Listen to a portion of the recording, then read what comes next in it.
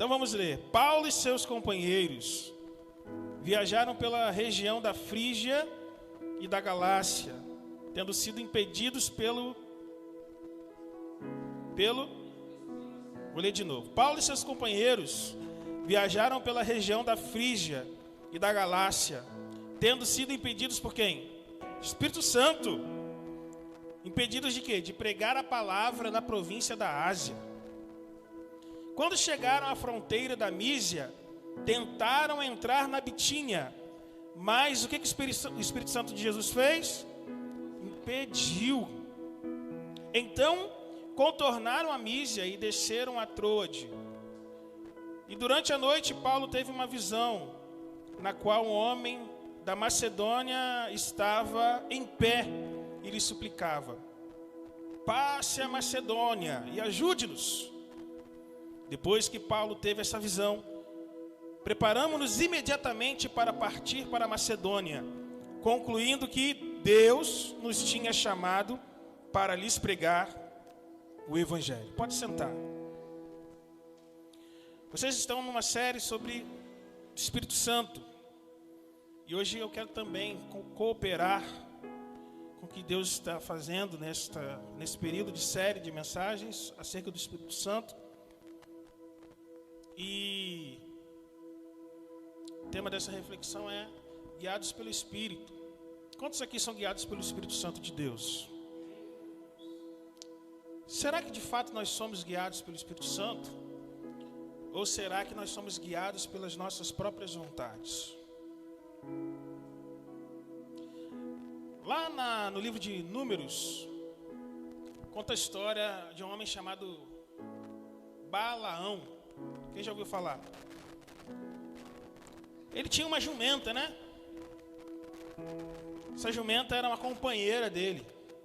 Não a companheira, estava sempre com ele. Porque Balaão devia ser bonitão, né? Devia ter uma esposa, certamente. Mas a jumenta estava com ele. A palavra diz que a jumenta andava sempre com ele. Estava nas jornadas, de caminho afora, pela vida, e estrada, vai o cão arrependido, ia lá. Não era cão, era jumenta, né? De Balaão. E Deus deu uma ordem para Balaão acerca de Balaque. E Balaão pegou sua jumenta e foi lá encontrar com aquele homem. E andando a jumenta, né, levando Balaão, ela parou, estagnou. Não ia para a direita, nem para a esquerda, nem para frente, nem para trás. Balaão ficou, como diz lá no Rio de Janeiro, bolado. E deu uma tapa, uma varada na jumenta. E aí ela foi andando, e depois parou. Ele bateu nela de novo. E ela foi andando. Ela parou, Balaão deu uma varada mais forte nela. E aí Deus, diz a Bíblia que Deus fez a jumenta falar: por que você está me batendo? Por que você está me batendo? Se eu te guio para todos os lugares, você não está percebendo que tem alguma coisa errada, não? Isso aí sou eu que estou conjecturando que as possibilidades poderiam ter acontecido, né? Não está percebendo que tem coisa errada, não? E aí diz o texto que Deus fez com que os olhos de Balaão vissem o que estava acontecendo. E tinha um anjo de Deus impedindo que Balaão passasse por aquele caminho, porque aquele caminho não era a vontade de Deus para ele. E Deus falou para ele: olha, faça o que eu disser para você, Balaão. Não é para você inventar a história. Faça o que eu disser. E aí ele conseguiu continuar a sua caminhada. Que coisa interessante. Tem coisas que Deus manda nos fazer, e tem coisas que Deus impede-nos de fazer. Tem coisas que Deus abre portas, e tem coisas que Deus fecha portas. Tem coisas que Deus dá-nos a visão, e tem coisas que Deus nos cega para não vermos. O problema de cada crente hoje, de uma sociedade narcisista, do culto ao eu, das minhas vontades, dos meus prazeres, das minhas ideias, dos meus pensamentos. O mundo que cultua o eu hoje não é um mundo que espera obedecer à voz de Deus, muito menos ainda quando esse Deus diz não. A gente gosta muito de quando Deus abre as comportas dos céus e derrama a chuva de bênçãos. Quem não gosta? Todo mundo gosta. E quando Deus fecha as portas? E quando Deus se cala? E quando Deus se oculta? E quando Deus fica em silêncio? Deus no Antigo Testamento, Ele forma o homem. Quando Deus forma o homem, Ele cria a humanidade e Ele passa a se relacionar com a humanidade. Tete a tete, cara a cara. Não tinha impessoalidade no Éden. Deus, Ele comunicava-se com a humanidade, olho nos olhos, falava com eles. E aí o homem, a humanidade peca. O pecado quebra esse relacionamento genuíno, ideal de Deus para com a humanidade. E quando entra o pecado faz separação entre o homem e Deus. Então o homem se separa, se afasta de Deus. E o homem fica sem o seu contato direto com Deus. Esporadicamente, o Espírito Santo tomava algumas pessoas para realizar as obras de Deus. Quem conhece a história de Sansão? Sansão era um dos juízes de Jerusalém, de Israel, conhecido pela sua força, porque havia feito um pacto com Deus, de ser um nazireu, e por isso ele tinha muita força, e quem dava força a ele era o próprio Deus. E ele fez todas as coisas erradas que poderia fazer. No fim das contas, ele falou para sua mulher que a força vinha do cabelo, do pacto que ele tinha feito com Deus de não cortar o cabelo. E ela então fez com que ele caísse lá, dormisse, se perdesse. E ela corta o cabelo dele, ele perde suas forças. A força estava no cabelo? Não. A força estava em Deus, que o usava para que ele fosse um homem segundo o que Deus desejava naquela comunidade. Pela quebra do acordo que ele faz com Deus, o Espírito Santo se afasta de Sansão. Entenda que então no Antigo Testamento ele faz um acordo, Deus então manda o Espírito Santo. Mas quando ele quebra esse acordo, Deus retira o Espírito Santo. E lá no fim da vida de Sansão, quando ele está lá servindo de bobo da corte, ele pede a Deus pela última vez força para que eles não zombem de Sansão e principalmente o nome do Deus de Israel. E Deus então permite que seu espírito tome mais uma vez Sansão. E ele derruba os pilares do local e ali ele acaba matando ele e os outros que estavam lá dentro. O Espírito Santo então de Deus foi sobre Sansão e o dominou.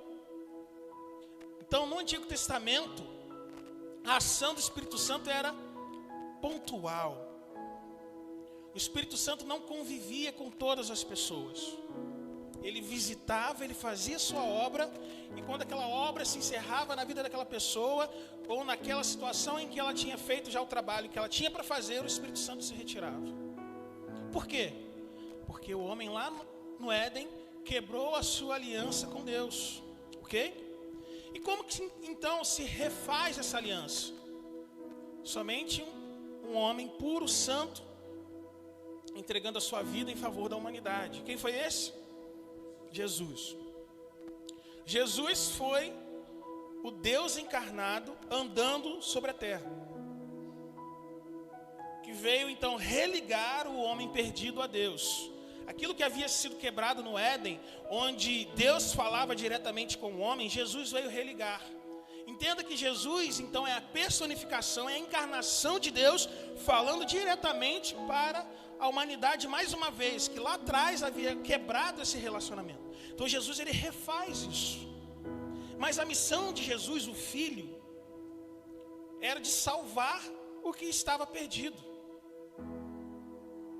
ele completou o seu penoso trabalho, ressuscitou e disse: eu vou aos céus, mas alguém vai continuar o trabalho na vida de vocês. Quem é esse? O Espírito Santo. Então, em Atos capítulo 2, o Espírito Santo de Deus é derramado sobre a terra. Não sobre a terra, sobre as pessoas. E ali então o Espírito Santo começa a fazer morada mais uma vez na vida daquele que crê em quem? Em Jesus. Porque através de Jesus nós somos religados a Deus, àquilo que era o protótipo de uma família de muitos filhos. Lá no Éden, Jesus ele refez, ele religou o homem com Deus e selou o seu Espírito Santo para dizer: agora sim, vocês são propriedade exclusiva do Pai. O Espírito Santo habita em vocês. O Espírito Santo faz morada nessa casa de barro, que é esse lugar, que é esse templo. Não é nessa parede, dentro dessas paredes, é nesse corpo aqui. E eu tenho bastante Espírito Santo, né? Pergunta para o gordinho: por que você é gordinho? É para poder dar mais espaço para o Espírito Santo, né? Quando eu era criança me disseram muito assim: pastor, dá lugar. Eu dou glória. E o Espírito Santo então hoje é a presença ativa de Deus na tua vida. Como que Deus falava com o homem no Éden? Frente a frente. O elo foi quebrado. Então, como que falou após o pecado? Ele usava os homens para um trabalho específico. E ali o Espírito Santo, ele voltava a Deus. E Jesus então veio religar esse homem que havia se perdido com Deus. E como que esse elo foi reconstruído? Através do Espírito Santo. O Espírito Santo é o nosso elo com Deus hoje. Você está aqui porque o Espírito Santo de Deus está na sua vida. O Espírito Santo de Deus está em você. Então, como que Deus fala conosco? Deus fala através do seu Espírito. Deus fala através do seu Espírito ao nosso Espírito. Porque, na verdade, o Espírito de Deus, o fôlego de vida, o ruá, o sopro da existência que Deus nos deu, é uma centelha da sua propriedade, do seu DNA que está em nós.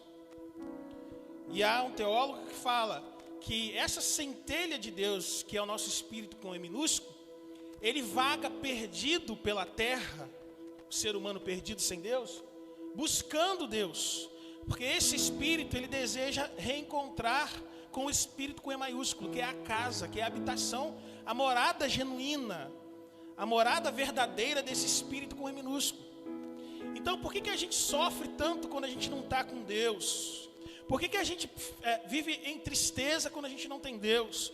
Por que a gente busca em tantas coisas encontrar respostas e não consegue encontrar quando estamos longe de Deus? Porque o nosso coração tem um espaço que somente o Espírito Santo pode preencher. E aí é a conexão desse espírito com E maiúsculo com o espírito com E maiúsculo, que podemos dizer que é o retorno desse espírito para casa.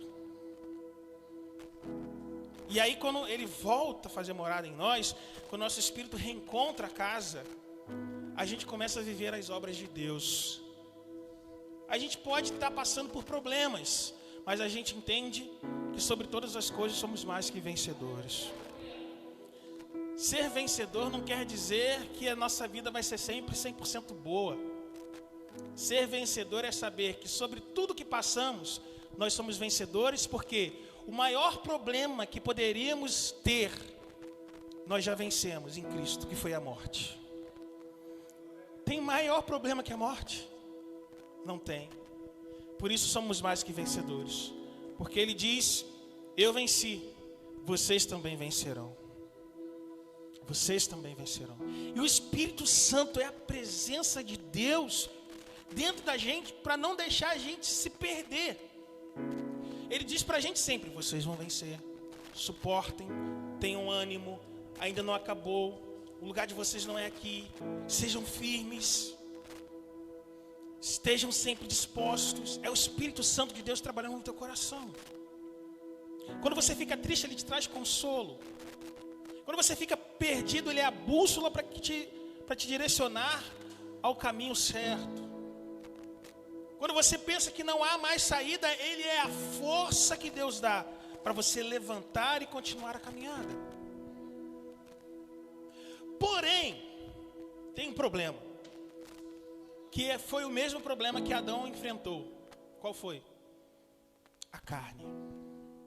Paulo diz: miserável homem que sou. O que eu quero fazer eu não faço, mas aquilo que eu não quero fazer eu acabo fazendo. É a luta da carne, que é essa casa aqui de barro, contra o Espírito de Deus que habita em mim.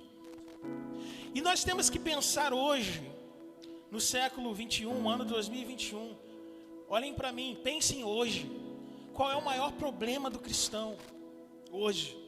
É ele mesmo. No Brasil então nem se fala, porque aqui não tem perseguição. Aqui a gente pode falar de Jesus em qualquer lugar. Se você quiser ir ali na rua agora e gritar: Jesus te ama, Jesus quer salvar a tua vida, ninguém vai chegar com uma arma na tua cabeça, vai te atirar, dar um tiro em você. Você pode pregar o Evangelho. O problema hoje do cristão é o próprio cristão. E hoje eu estava lendo uma frase que dizia mais ou menos assim: quando o mundo deixa de criticar a igreja. Qual é o problema da igreja? Melhor dizendo, não é quando o mundo critica a igreja, mas é quando o mundo começa a aplaudir. Vocês entendem? Mais ou menos isso. Qual é o problema da igreja? Não é quando o mundo critica a igreja, mas é quando o mundo começa a aplaudir a igreja. Porque para o mundo aplaudir a igreja é sinal que ela está fazendo algo que agrada o próprio mundo. E Paulo diz: não vos conformeis com este mundo.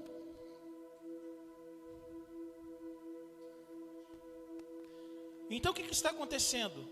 A nossa carne tem lutado contra o Espírito de Deus, contra a vontade de Deus. Mas nós estamos dando lugar à carne, ao invés de darmos lugar ao Espírito. E as coisas permeiam pelo nada a ver, o famoso nada a ver. Tem nada a ver fumar maconha, tem nada a ver transar com um namorado, tem nada a ver jogar no bicho, tem nada a ver fazer uma fezinha, tem nada a ver, tudo é nada a ver. E essas brechas que nós damos, elas vão minguando a nossa fé, minguando o Espírito com E minúsculo, da conectividade com o Espírito com E maiúsculo. E quando a gente vê, a gente está longe, disperso, sem Deus. E aí para voltar, meu irmão, é muito difícil.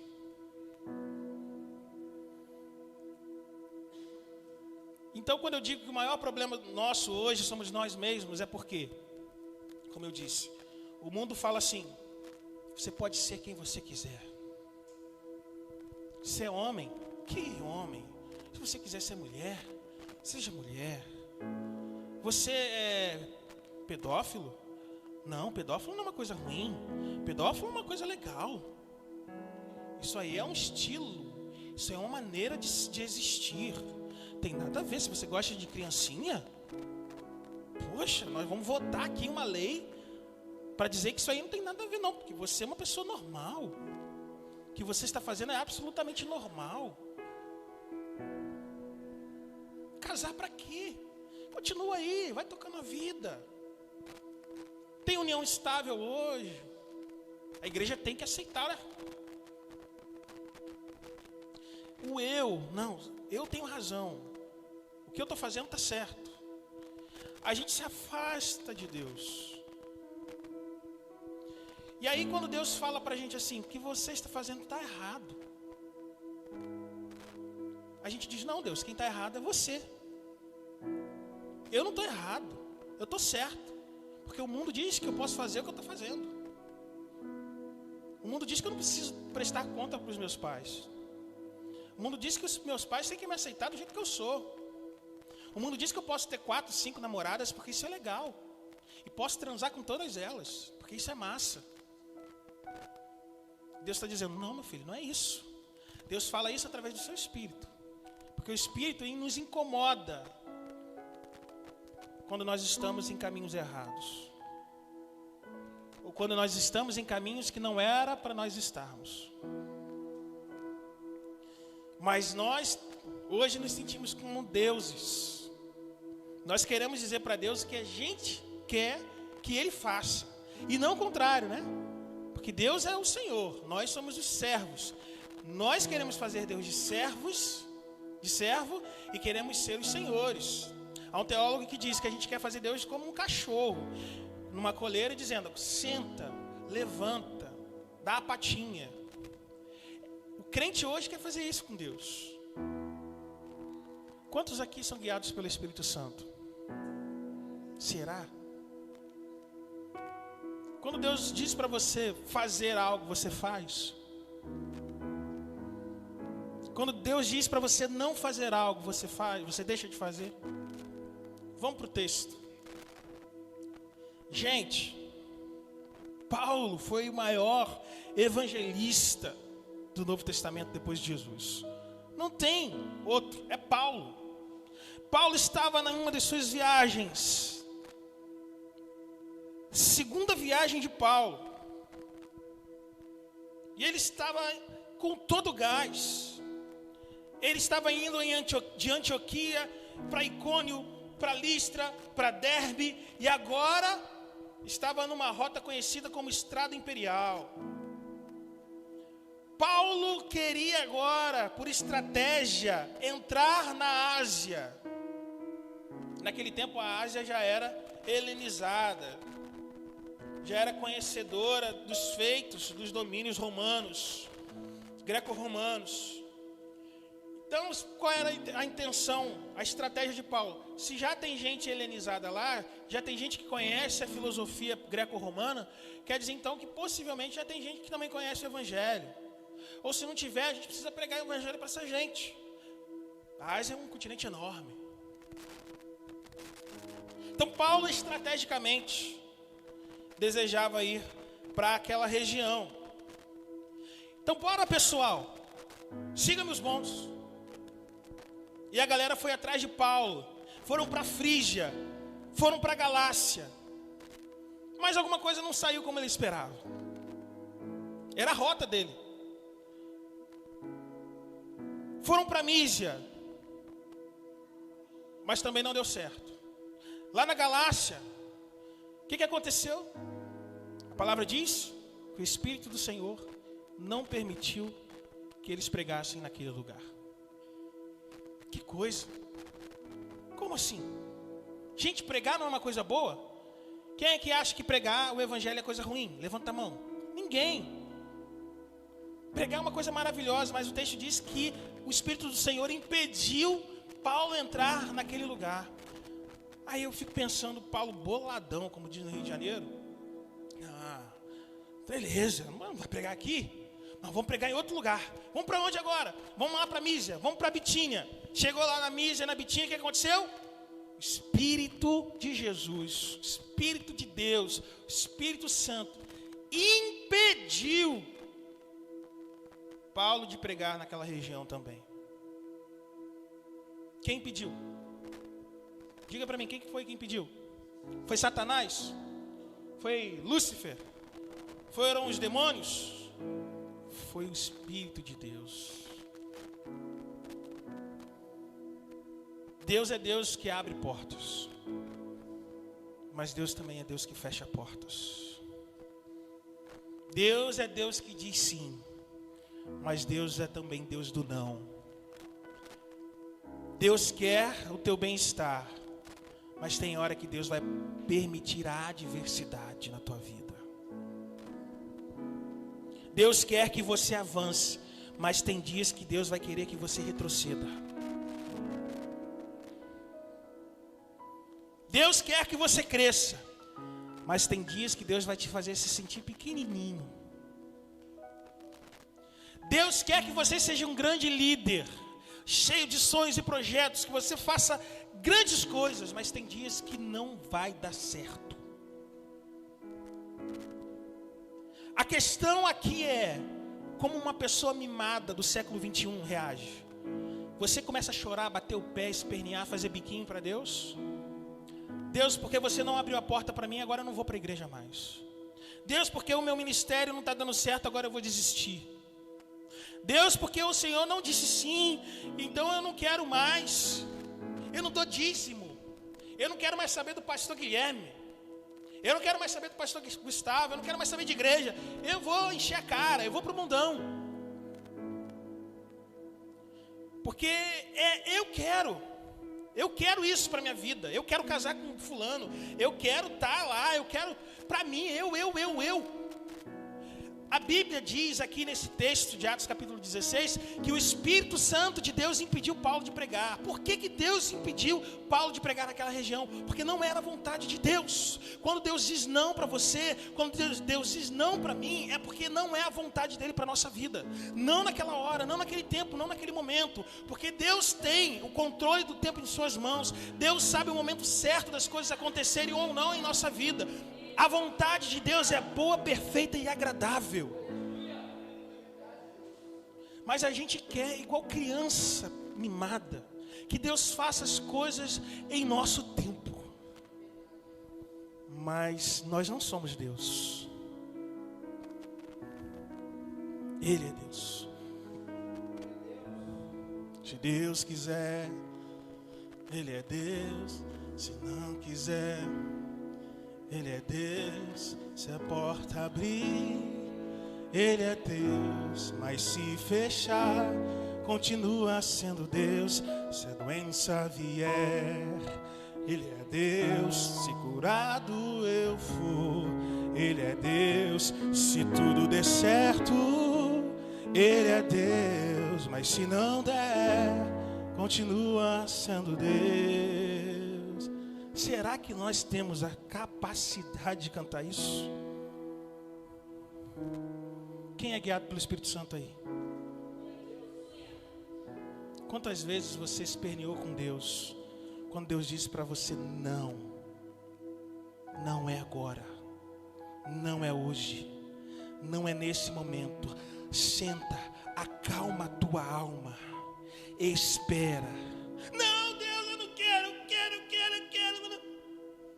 Ou você disse, sim, Deus, eu te entendo, porque o Senhor é o meu Deus, o Senhor é o meu Pai, Tu és o meu Senhor, o dono da minha vida. Para onde iremos nós? Para onde eu posso ir, Deus, se só Tu tens palavras de vida eterna? Eu vou sentar e esperar a salvação do Senhor. Paulo fez isso. Deus não permitiu que ele entrasse em lugares estratégicos. E o que Paulo faz? Descansa. Paulo dorme, aleluia. Paulo descansa. Paulo não esperneia. Paulo não esbraveja. Paulo não põe a sua fé em xeque diante de Deus. Paulo pensa, diz, eu creio. Se Deus não quis, Ele é Deus. Eu vou deitar e vou dormir e descansar, porque o Senhor cuida de mim. E lá, descansando em meio à frustração, porque quando as coisas não acontecem como a gente quer, nós ficamos frustrados. Cara, a gente é pastor, velho. A gente quer que a igreja cresça, e quando as coisas começam a dar errado, a gente se frustra. A gente é ser humano. Elias, o cara, ele foi, orou e o fogo caiu do céu, lambeu a água, lambeu o sacrifício, tudo. Depois daquilo, ele foi para dentro de uma caverna, escondido, com medo. O cara tinha orado e o poder de Deus manifesto. Pouquinho de tempo depois ele estava com medo dentro da caverna, frustrado. Mas Deus disse para ele: o teu tempo ainda não acabou. Sai para fora. Amados, descanse. Quando Deus diz não, o Espírito Santo de Deus em nós nos guia para fazermos as obras de acordo com a sua vontade. Talvez se você estava namorando alguém para casar, não deu certo, descanse, porque a vontade de Deus para a tua vida é boa, perfeita e agradável. Você estava batendo uma porta de emprego, estava tudo para dar certo e não deu, descanse, porque a vontade de Deus para a tua vida é boa, perfeita e agradável. Paulo deita, na região onde ele estava, havia um marzão à sua frente. Ele deita na praia, pum, e apaga. E o Espírito Santo de Deus fala com ele, através de um sonho: Paulo, passa a Macedônia, vem nos ajudar. Era o Espírito de Deus soprando na vida de Paulo, fazendo: meu filho, a minha vontade para a tua vida agora é essa. Quando nós descansamos, calamos e aquietamos a nossa alma, o Espírito de Deus encontra espaço para comunicar a sua vontade a nós. Quando a nossa alma está agitada, como Elias estava, terremoto, fogo, vento, não dá espaço para Deus falar conosco. Mas é no silêncio que Deus fala: passa a Macedônia, filho. Tem gente para você salvar do outro lado. É lá que eu quero que você vá. Paulo acorda. Ele não fica: mas eu queria ir lá para a Ásia. Não. Paulo levanta e comunica: olha, já sei porque Deus não permitiu que a gente entrasse na Ásia. É porque nós temos que atravessar a Macedônia, porque lá tem gente precisando de Deus, através de nós. Quando Deus fala para a gente, comunica a sua vontade através do seu Espírito, nos guiando para a sua vontade, nós aceitamos ou rejeitamos? O texto diz que Paulo, imediatamente após acordar, comunicou a vontade de Deus e foi, mesmo sem ser a vontade de Deus para a vida dele. Isso é um princípio de senhorio. Deus, tu és o meu Senhor, eu sou o teu servo, usa a minha vida. Não importa onde for, seja na Ásia, seja para lá da Macedônia, o que importa é que eu esteja participando do que o Senhor está fazendo no mundo. Não importa se eu vou trabalhar na empresa A, B, C ou D. Não importa se eu vou casar com A, B, C ou D. Não importa se o meu ministério é A, B, C ou D. O que importa é que Deus, através do seu Espírito, está guiando a minha vida. Você é guiado pelo Espírito? Ou você tem rejeitado, tem sido resistente à vontade de Deus? Não é o que Deus quer para a tua vida. Seja obediente. Você sabe que o Espírito Santo de Deus está falando. Não seja resistente. Não seja desobediente. Não seja rebelde. Aceite a ministração do Espírito Santo de Deus na tua vida. Agora, se Ele está dizendo vai, não fique sentado. Não espere sinais miraculosos. Confie no teu Deus e vai. Porque Ele é contigo, por onde quer que você for. Feche seus olhos.